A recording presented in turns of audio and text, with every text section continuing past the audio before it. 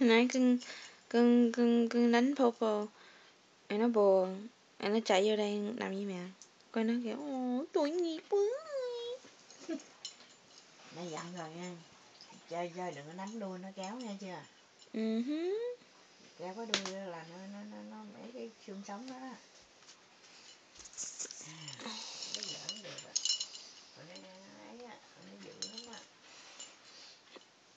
Giãn cái xương sống nó mới được á, cái xương sống nó đôi lúc mà nó bị ấy nó đau hết, tứ chi nó không giãn.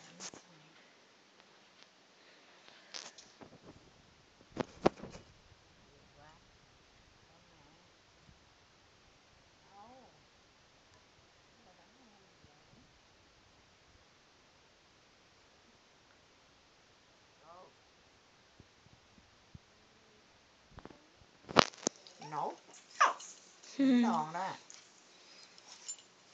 No. Okay. Okay.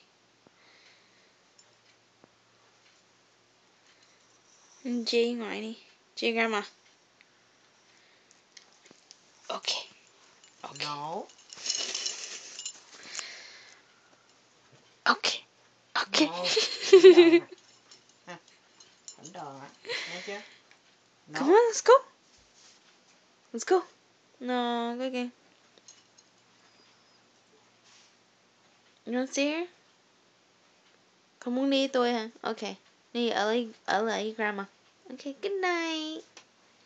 Theo nó đi. Good night. Theo nó đi ngủ đi. Go. Theo nó đi ngủ đi. Đi, theo nó đi. Theo nó đi. Ây da. Ôi đất ơi. Đừng nó muốn đi con. Hả? Nó đi với mẹ mà. Nó muốn ở lại với mẹ. Không, nó nào đi với nó đi. No. Nó không thích con nè. Chỉ thích mẹ.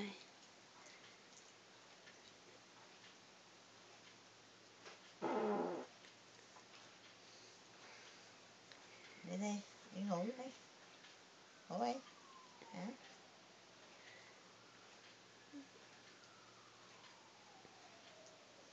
Đi ngủ đi. Ngủ đi. Ngủ đi. Ngủ đi. Đi ngủ đi. Đi ngủ đi, theo nó ngủ đi. Đi. Good night. Đi đi.